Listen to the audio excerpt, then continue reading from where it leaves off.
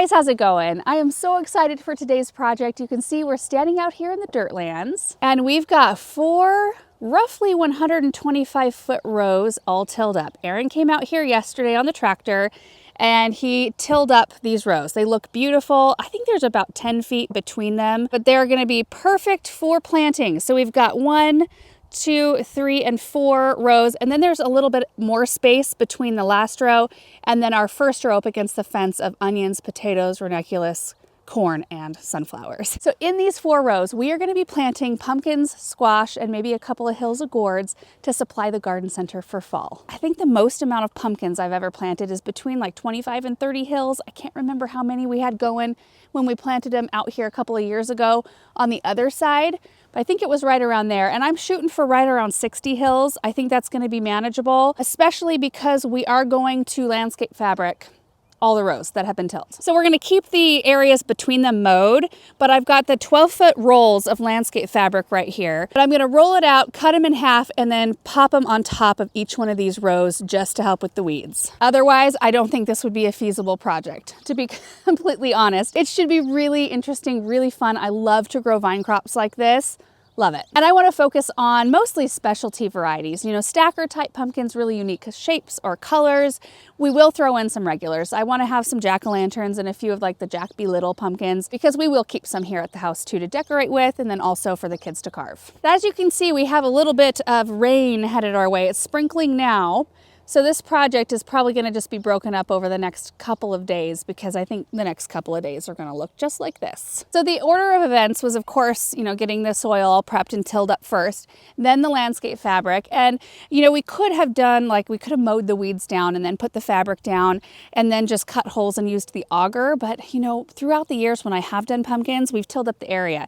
And I want as much of the soil to be fluffy and nice for those roots as possible. And we've had good luck doing that thus far. You know, the auger, our biggest one, is 9 inches. So, you know, that would just be like a 9-inch hole of fluffy soil. And then it would be competing with all of the roots of the weeds and stuff that's around them. So in this case, it just broke up all those root systems and made the soil really nice. So anyway, the fabric will go down and then we will run our irrigation. If we look here on the other side of the fence, you can see that pipe. That is an available zone. So we'll tap into that. We'll run a black poly tube this way, and then we'll run a header line at the beginning of each of the rows. So it'll just run straight, and then we'll tee into that right in the center and run 1 irrigation line down each row, and then we'll pop in 2 emitters around each area where I plant. That's how we've watered them throughout the past. And at first I thought, well, if I put landscape fabric down and they send out these long runner, you know, stems, sometimes they'll root into the ground around.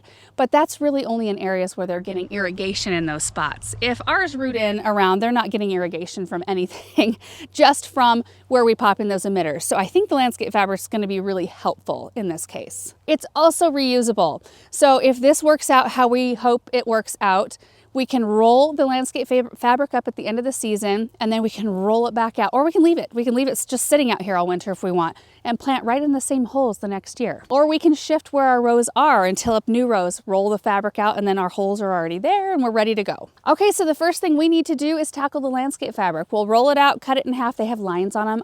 I think I can see lines. So we should be able to find the center line and just quickly cut the roll in half, get it tacked down on each row, and then we can do our measurements. And I'm trying to decide if I want to go 8 or 10 feet between each hill. If we do 8 feet, we can fit in more. They take up a lot of space though. But let's get started with this.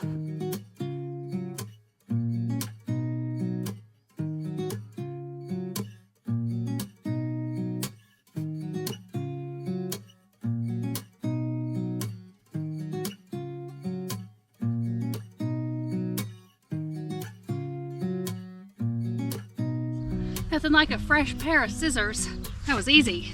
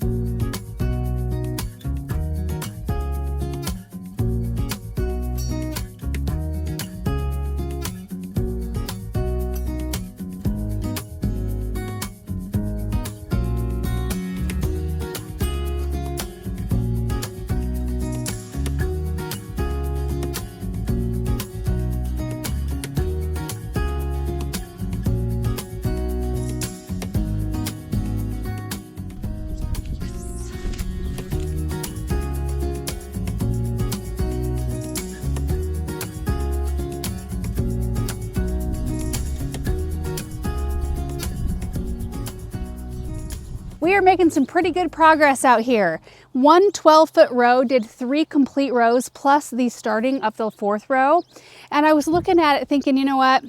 Let's run down to the garden center and get a 6-foot roll of fabric so we can just roll it out, not have to take our 12-footer apart just for this little piece. So we did take a break and ran down to get that. And this is a different type. They did not have the DeWitt Pro in the 6-foot width. They were out of it currently.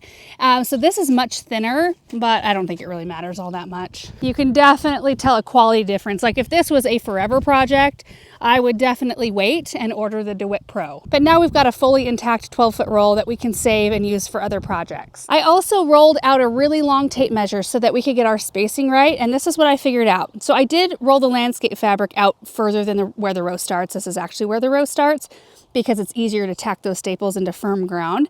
So my first planting hole, I'm going to put 2.5 feet in from the start of the row, and then we're actually going to go every 6 feet. And that spacing is based on the recommendation on the back of the Johnny seed packets. I went through all of my pumpkin seeds. Actually, when it was raining a little harder this morning, I went inside and kind of organized and figured out what I wanted to do. And it said on the back of the packets that the recommended spacing between rows was 12 feet, which we were at least 12 feet. I think there's maybe that furthest one is even further. Maybe it's closer to 15 feet. But that recommended in-row spacing was between 3 and 6 feet, depending on how big your vines get. So like for your bigger vining crops, like the big pumpkins, it recommended 6 feet. And it said in some cases, and I'm guessing like for the giant pumpkins, it recommended 8 to 10. But I would really like to grow as many as I can in here. And I'm thinking as long as you've got space between rows and they have room to grow in at least 2 directions, they'll be okay. And then we can fit in more. That makes me happy. And this is how we're gonna do it. I'm going to melt holes. I did a couple practice holes right here with our little torch here. You can actually get like weed burner things that have a little circle attachment on the bottom that make real clean cuts, but we don't have one of those. We just have one of these. But this is how it works. So you turn this valve on just a little, and then you click it. And that turns it on, and check this out. Boom, real quick hole. Oh, look at that. Slick, you can keep it down there longer or like do this if you want your hole to be a little bit bigger. Look at that, pretty slick. So we just need to walk down and melt the holes in this landscape fabric.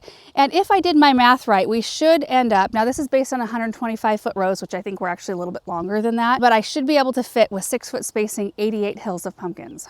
Possibly more than that if our rows are longer, which would be amazing because I would love to pack in as much as I can and get the most amount I can out of this space. So let's do it. So we do 2.5 feet and then that's at roughly 3 feet. Roughly 3 feet in. That's okay. That'll be easier math. So we'll go 9.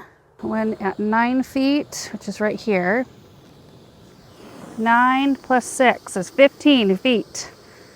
It's right here. Okay, first 3 holes. I actually started at about 3 feet. Rounding up was easier so that all I have to do is add 6 to an even number or a non-0.5 number. Yeah. Okay, 24 plus 6 is 30. Right, y'all. 36.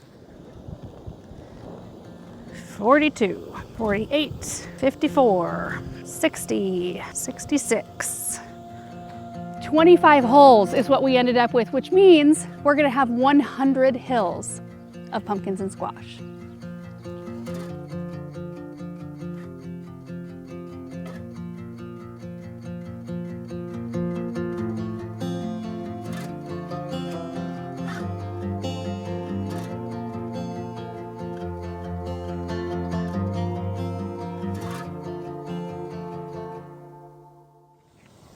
Three.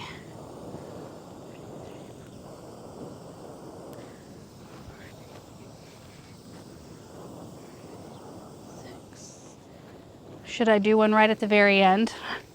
May as well, right? It can grow out that way. I'm pretty sure I got my math wrong on several. Oh, really? Well, I think we're ranging between 5 and 7 feet apart. Good enough. All right, so the next step is to take some of our 1/2-inch black poly, and I think this is where we're gonna probably stop for today and we'll pick it back up tomorrow. But I would like to get it run just down the rows so we can pop some landscape staples in near each one of the holes. That way, if the wind happens to come up tonight, it won't catch the, you know, holes and like rip the fabric around or whip it around and mess anything up. We have a birthday party to go to here in just a little bit, so we need to rush through getting the poly down along each one of the rows, and then we'll do all the couplers and all of the emitters and the planting part tomorrow. And I get to pick out extra seeds because we have extra room that I wasn't planning on.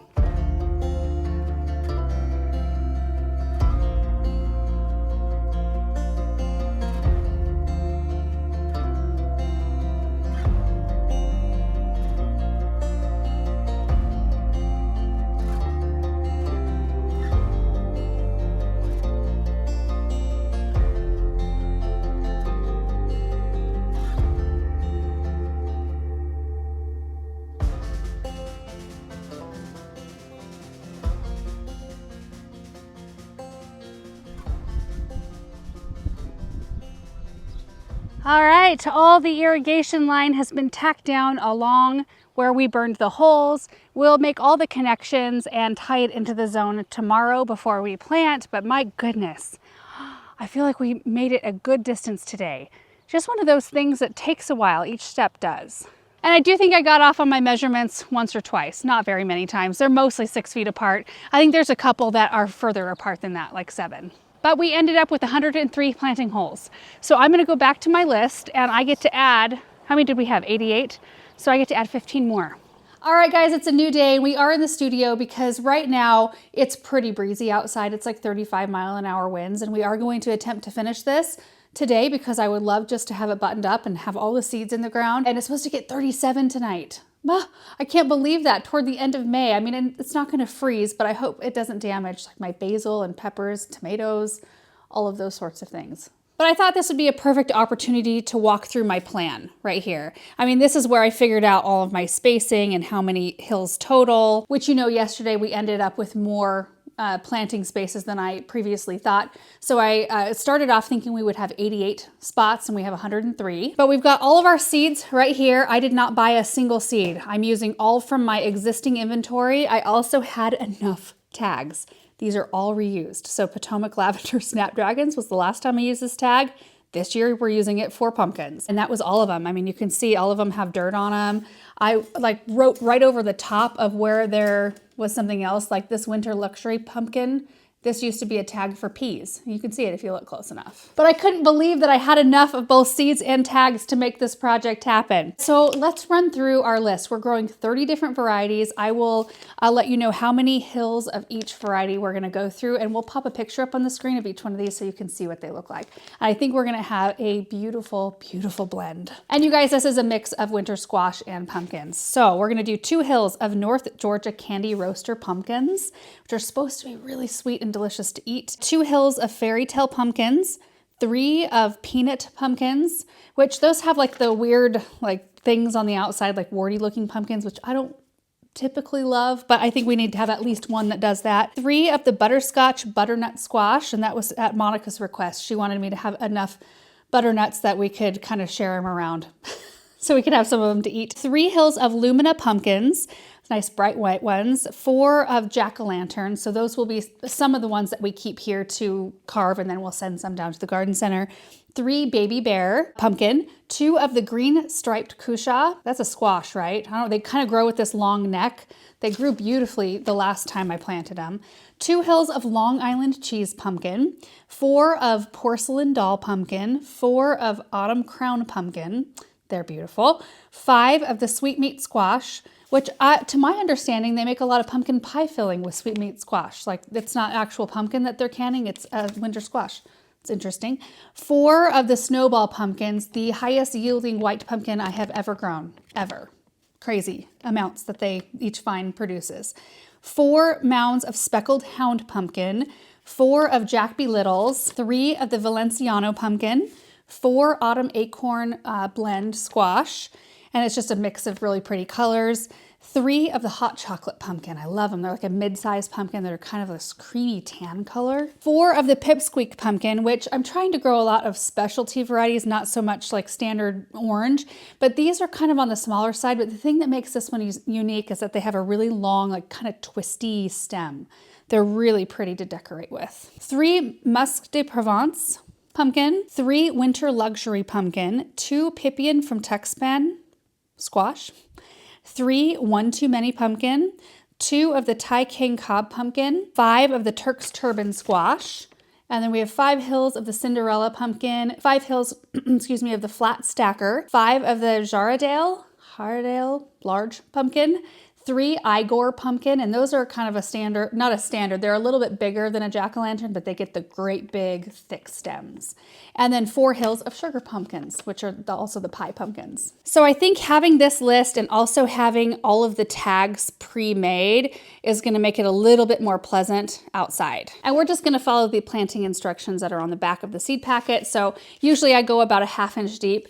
Now I do put more seeds in per hill, which when I say hill, it just means like the planting site. They recommend putting 2 seeds in. I usually put about 5 or 6 in, especially with some of these older seeds like, okay, Pipian from Tuxpan. I got these a while ago. What's the year? 2019. Do I have enough to do? How many am I gonna do here? 2 hills. Yeah, so I've probably got like 15 seeds left and I'm gonna use all of them in 2 hills. Yeah, for sure. And they do hold their germination for quite a long time, but it does go down by a certain amount every year, like the percentage of it. So I like to do at least 5 seeds per hill, and you can thin them out a little bit if you want. I usually don't. And Aaron is actually gonna go ahead of us out there, and he's gonna pop in 1 2-gallon-per-hour emitter per planting site. Then I'm gonna go along. I'm going to pour some Biotone starter fertilizer and a little bit of land and seed compost into each planting area. Then I'm gonna come through with our labels and our seed and get them all planted. So I don't know how much we'll stop along the way to kind of talk through what we're doing out there given the wind situation, but that is the plan. And I'm just so excited about this mix. I think it's gonna be really amazing. All right, so let's go get as much of this done as possible. And let me tell you, I don't get sore from gardening all that often. I think I'm just so used to it. I do see that question from time to time. And in the early spring, like when we start doing more clean out, I might get a little sore. But today, after all of the up and down that I did yesterday, my legs are feeling it. So after we get done with the whole project today, whoa, I'm gonna be sore for a few days, I think, after it. Lots of squats. So let's go.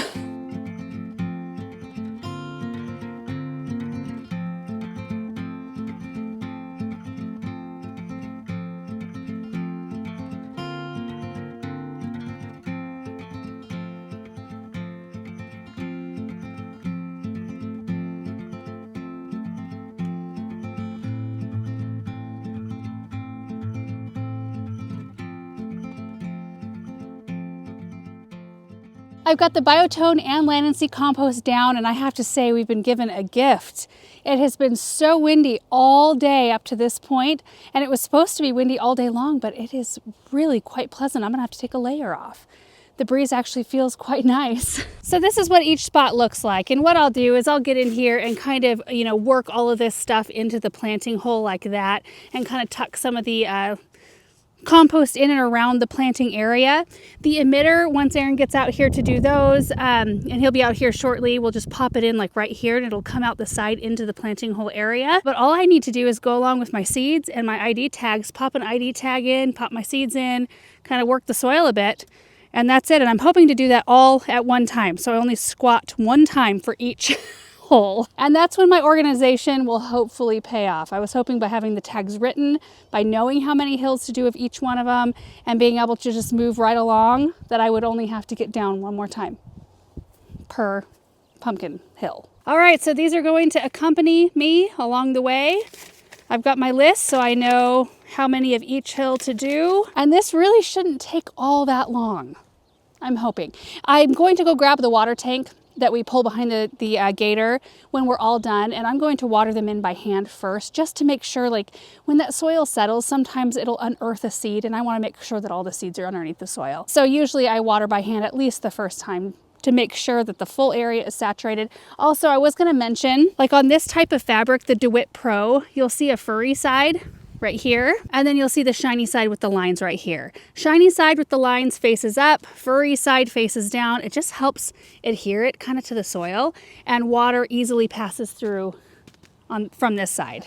Okay, so Aaron has brought out the emitters right here, and he's working right now on connecting all of the tubes together. But I did save one planting area so that we could do it together. So you could see kind of from start to finish how it's done. Okay, so you can see our planting area right here. So what we'll do is pop a hole in, and then we pop our 2 gallon per hour emitter in, just like that. So it's kind of coming off the side, and it's just going to feed water right to the center of that hole. Then we are going to go in with some biotone, and we don't need a tremendous amount of it. I'm going to mix that in. Then some Land and Sea.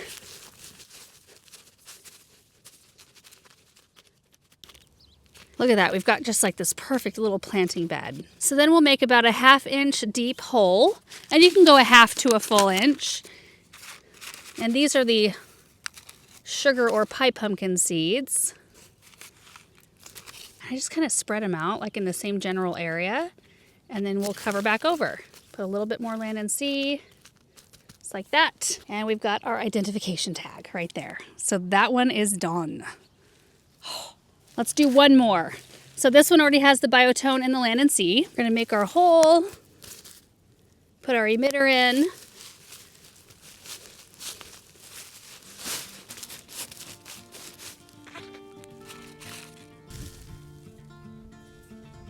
I'll see, in that one I put 6, but that won't matter at all.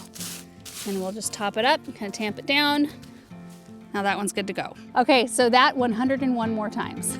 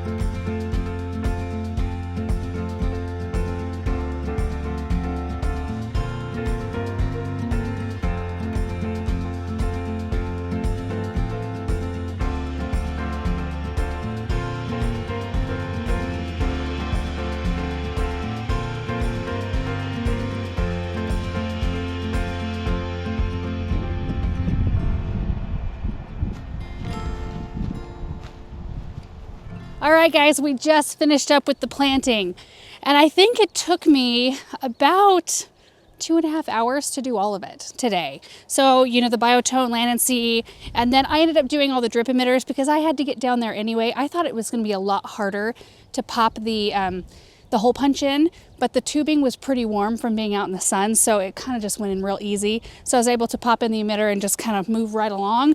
So I think that's pretty good, getting 103 hills of pumpkins all amended and planted in 2.5 hours. I think it's good, I don't know. Because we already went over all the varieties, I will spare you the tour down each row.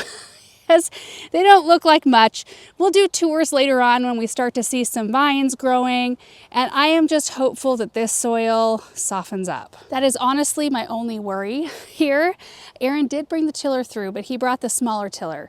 It was the John Deere tiller, and I did not realize until I was working in the soil, because I didn't want to like walk back through the soil. I just assumed that it did a pretty deep job at tilling, but it's pretty surface. And this is really hard soil. The Bobcat tiller tends to get down a little bit deeper, so you have a little bit more fluff for your roots to go through. But typically once you start irrigating, you know, this is non-irrigated ground right here. So if it's not receiving any water, it just kind of dries up and gets kind of tough. So, you know, you start introducing a little water around that area, it's going to soften it up, I hope. That would be my only snag in this area. And then as far as heat goes, the landscape fabric will help the pumpkins get going because it does trap some heat, especially because it's uncovered. And then once the vines get going, they're going to cover over this landscape fabric really quickly. So they will provide the shade it needs to not absorb extra heat. If we run into any kind of problem, we can always run some straw out here or something like that. Also, Aaron is going to be mowing all of these weeds that are around this area, and he doesn't obviously bag, it just kind of gets thrown everywhere. So I'm sure a lot of the weed debris will end up on top of the landscape fabric, and that'll help too. But I am just thrilled with this whole thing. I can't believe that we've got 103 pumpkins and squash planted out here. Oh, now there were 3 varieties that I ran short on seed because I just didn't realize. Like my packet of Turk's Turban I've had for a while and I've been using off of it. So I wasn't able to plant quite as many of those, as well as Lumina pumpkin. Now I had a fresh packet that I had bought along the way at some point. Not this spring, but probably last spring. There were only 6 seeds in that packet. I couldn't believe it. I'm so used to buying seeds from my parents' bulk bins down at the garden center. Way better deal. My goodness, if they, and they might have Lumina pumpkins, I'm going to have to double check because you get so many more seeds for your money. You can check out their seeds at andrewseed.com. Honestly, you get so many seeds for such a small amount of money. Such a good deal. I guess I just don't realize that until I run into a packet of Lumina pumpkins that only have 6 seeds in them. So I was 1 hill short on the Lumina, 2 hills short on the Turk's Turban, and let's see, 2 hills short on the Autumn Crown. So I planted an extra Musc de Provence, an extra Valenciano, an extra Cinderella.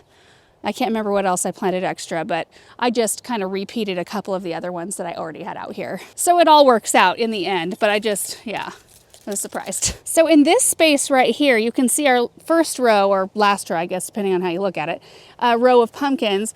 They recommend, you know, the 10 or rather 12 feet spacing between rows. Well, that comes to about here, which gives us a ton of space right here, like maybe room for another couple of tilled rows in here. I don't know, we might throw some other stuff out here just for fun. And since we're here, let me give you a little update on the sunflowers. You can see those are coming up, looking good. You can also see the water coverage, which is handy because everything else, you know, I put land and sea over and you have a hard time telling how the water's doing. But because sunflowers do not want fertile soil or rich soil at all, you can really see how the drip is working. But yeah, look at these little robust seedlings. Got a little heavy-handed right there. Whoops. And then just beyond sunflowers, we've got our corn, which is all starting to come up and it's looking really good. Hope it doesn't mind a 37-degree night. Also our ranunculus, look at these coming in thick. It took them a minute, but I'm hoping that because we have coolish weather that they have a chance to get up and do their thing, at least for a little bit. Also got a healthy crop of bindweed, which honestly, I wish it wasn't so dang pretty when it bloomed. Just a wretched weed. We've got our potatoes. This I think is the German butterball and the slowest of all. But the other ones are looking a little bit hardier. And then our onions are looking great over here. They're doing real well. Okay, and there's Aaron with the water tank. We're just gonna hand water each one of these hills in, just so, like I said before, we can just settle the soil in a little bit. And then Aaron's gonna turn the drip system on right here just to test all of the emitters, make sure I got a good fit with each one of them. And with that, I think we're gonna call it because there's not much else to see. I mean, except for me standing here watering, which is a little monotonous, but it shouldn't take very long. And I'm super excited to give you tours and updates through the season, to show you how these things are doing. Everybody say a little prayer for our soil. Hopefully it softens up and those roots have an okay time making it through the soil. But I just realized it too late to get back in there and retail. I mean, I'd have to take up all of the drip tubing, all of the landscape fabric, and then have to retail and put it all back. And I'm just not sure that that was worth it because plants out here do fine. I mean, look at all these plants, all these weeds. They're doing great in the soil. So I shouldn't, I guess, worry too much. Maybe. Anyway, thank you guys so much for watching today's video. I hope you enjoyed it, and we will see you in the next one. Bye.